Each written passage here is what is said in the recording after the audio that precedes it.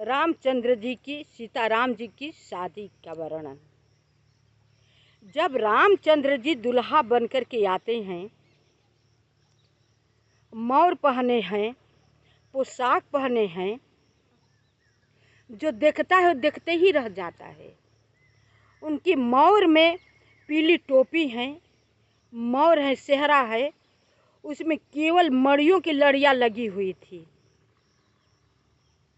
कान का कुंडल इतना झलकते हैं कि जिधर जाते हैं चकाचौंध आदमी को देख करके हो जाता है। जैसे जैसे हिलता है चकाचौंध लग जाता है। गले में कस्तूरी की हार है, बाजू बंद है, पीला जनेऊ सोने का तो है लेकिन उसमें भी मड़िया जड़ी हुई है। धोती पीली पहनाई गई है, किनारे किनारे पर मणि की हीरे की जड़ाई की गई है, किनारा उसको बनाया गया है। जिधर जिधर जाते हैं उधर उधर चमक होता है। पहले तो राम जी कहते हैं कि स्वभाव से ही इतना सुंदर थे, दूसरे में दुल्हा बन गए। श्रृंगार अनुपम इतना किया गया था, इतना चमक हो रहा था कि बादल की बिजली अपने आप को तुच्छ मानती है।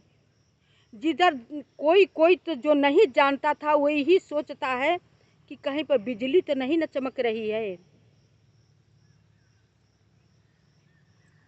रामचंद्र जी की दुल्हा देख करके आकाश से फूल की वर्षा होती है, दुदुम्बियाँ बजने लगती है।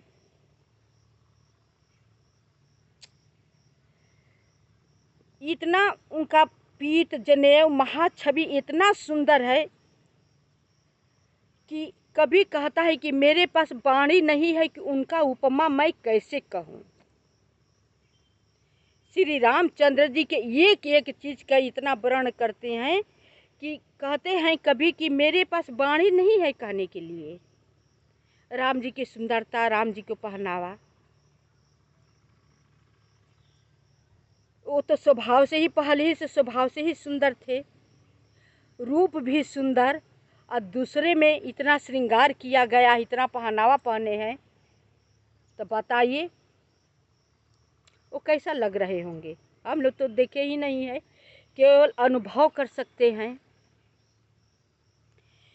गाथे महामणि मौर मंजुल अंग सब चित चोरही, पुर नारी सुर सुंदरी बरही, बिलो की सब तीन तोरही, मणि बसन भूषण भारी आरती, करही मंगल गावही, सुर सुमन बरसहि मूल मागध, बंदी सुजसु सुनावही। देवता लोग तो गान करते हैं, पुष्प बरसाते ही हैं, लेकिन जो भाट है, बिरदावली गाने वाले हैं, वो भी इनका सुंदरता देख करके देखता ही रह जाता है। ये नहीं सोचता है कि आगे और मुझे कुछ करना है। निहाल हो गया, भाव विभोर हो गया है इनकी सूरत को देख करके। मणियों से गुथा हुआ वह सुंदर मौर है, समस्त अंग चित्त को चुरा लेते हैं। नगर की स्त्रियां और देव नारियां दुल्हा को देखकर सब की सब तिनका तोड़ती हैं, मणि वस्त्र और आभूषण निछावर करके आरती करती हैं। वह मंगलाचार गाती हैं, देवता पुष्प बरसाते हैं और सूत मागध तथा भाट सुयस गाते हैं। कोहबर हिया ने कुंवरी कुंवारी, सुआसिन सुख पाई के, अति प्रीति लौकी करीति लागी, करन मंगल गाई के, लहकौरी गौरी सिखाए रामहि, सिए सन शारद कही। जब कोहबर में राम जी आते हैं तो राम जी का जो दुपट्टा था उसमें मणि हीरे जड़े हुए थे। उसमें सीता जी राम जी का रूप देख लेती हैं, शर्माती हैं और देखना भी चाहती हैं। राम जी का रूप उसमें झलकता है और सीता जी देखती हैं और संकुचाती भी है, दुल्हन है, देखना भी चाहती हैं। जब कोहबर में जाते हैं तो जो पार्वती जी, सरस्वती जी, लक्ष्मी जी थी, तो लक्ष्मी जी पार्वती जी सीता जी को सिखाती हैं कि ये करो वो करो। सरस्वती जी राम जी को लहकौर सिखाती है। लहकौर करना मतलब मजाक होता होगा, लहकौर सिखाती है। रनिवास हास विलास रस बस जन्म को फल सबल है। सुहागिन स्त्रियां सुख पाकर राजकुमार और कुमारियों को कोहबर में लाई और मंगलाचार गाकर प्रीति से लौकिक रीति करने लगी। पार्वती जी श्री राम जी को लहकौर सिखाती हैं और श्री सरस्वती जी सीता जी को सिखाती हैं। रनिवास हास विलास के आनंद में विभोर है, सभी जन्म का फल पा रहे हैं। निज पानी मनि माहु देखियत मूर्ति सरोरूप निधान की। चालती न भुज बल्ली बिलोकन बिरह भय बस जानी के। कौतुक विनोद प्रमोद प्रेमुन जाई कही जानहि अली। बर कुंवरी सुंदर सकल सखी लवाई जनवा से चली। ये सब करा करके सब सिखाती है, हंसी मजाक खूब होता है कोहबर में। जब सब सिखा करके अब जनवास में राम जी सबको जाने के चारों भाई का नंबर आता है। जनवासी को ले करके राजकुमारियों को और राम जी को ले करके जाती हैं। उस समय नगर और आकाश में जहाँ सुनिए तहाँ आशीषें सुनाई दे रही हैं और भारी आनंद छाया है। सभी ने मुदित मन होकर कहा कि चारों सुंदर जोड़ियाँ चिरंजीवी हो। योगीश्वर, सिद्ध मुनीश्वर और देवताओं ने प्रभु को देखकर दुदुम्भी बजाई और हर्षित हो फूल बरसाकर तथा जय जयकार करते हुए अपने अपने लोक को चले।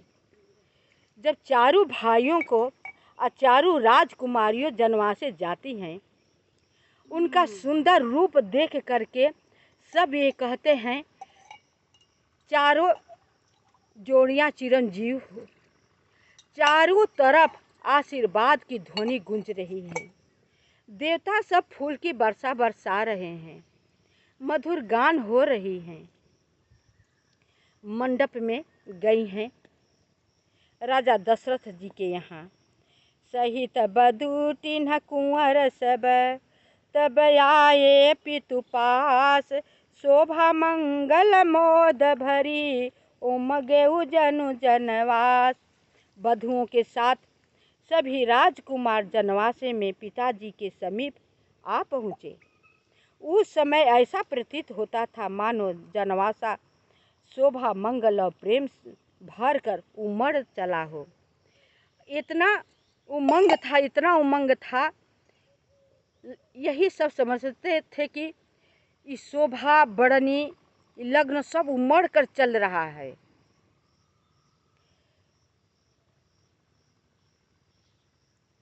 पुनि जेवनार भई बहु भांति पठये जनक बुलाई बराती। परत पावड़े बसन अनूपा सुतन समेत गवन कियो भूपा। फिर बहुत प्रकार की जेवनार हुई। पावड़े में जनवासे में जब रामचंद्र जी बाराती सब चले गए तो अब जेवनार की बारी आती है। तो बहुत प्रकार से जेवनारें की गई। पतले तो ऐसी पड़ी कि सोने की कीलें लगाई गई थी। और मड़ियों के पत्ते बने हुए थे। जो पत्ते थे वो मड़ियों के बनाए गए थे और सोने की उसमें कीलें लगाई गई थी। सभी देवता ऋषि मुनि लोग को सभी को पावड़े पड़ी, सबको पतल लगाया गया। बहुत प्रकार से जयनार हुई। जनक जी ने बारातियों को बुलावा भेजा। पुत्रों सहित राजा दशरथ जी ने गमन किया। अनुपम वस्त्रों के पावड़े पड़ते जाते हैं। इतना सुंदर सुंदर वस्त्र को लोग बैठने के लिए पावड़े पड़ते हैं कि सब लोग राजा जनक जी को सराहना करते हैं। सादर सबके पाए पखारे, जथा जोग पीढ़न बैठारे। धोवे जनक अवधपति चरना, सिलु स्नेह जाय नहीं बरना। सबको पीढ़ा पर बैठाया जा रहा है। पहले का सिस्टम यही था, पीढ़ा पर बिठाकर जयनार कराते थे। उसी तरह पीढ़ा पर बिठाया जा रहा है, उस पर वस्त्र अच्छा से अच्छा बिछाया जा रहा है। अब राजा जनक जी राम जी के चरण धो रहे हैं। इस पर देवता लोग खूब खुश होते हैं। फिर फूल की वर्षा होती है। राजा जनक जी को धन्य धन्य कहते हैं। आकाश में ध्वनि गूंज गई है कि राजा जनक जी जैसा पुण्यवान कोई है न होगा, न होने वाला है। बहुरी राम पद पंकज धोवे, जे हर हृदय कमल मह गोए। तीनों भाई राम सब जानी, धोवे चरण जनक निज पानी। तीनों भाइयों को भी उसी तरह पाँव धोए जनक जी। कहते हैं कि जो कि शंकर जी देवों के देव महादेव हैं, वो प्रभु जी के चरण हृदय में हमेशा बसाए रखते हैं। वो भी देख करके सिहाते हैं कि ये भाग्य मुझे मिलने वाला नहीं है जो कि जनक जी को प्राप्त हो रहा है। कथा यहीं पर विसर्जन करती हूँ। शेष भाग अगले वीडियो में। आप सब कथा सुन करके लाइक सब्सक्राइब अवश्य कीजिएगा, कमेंट कीजिएगा।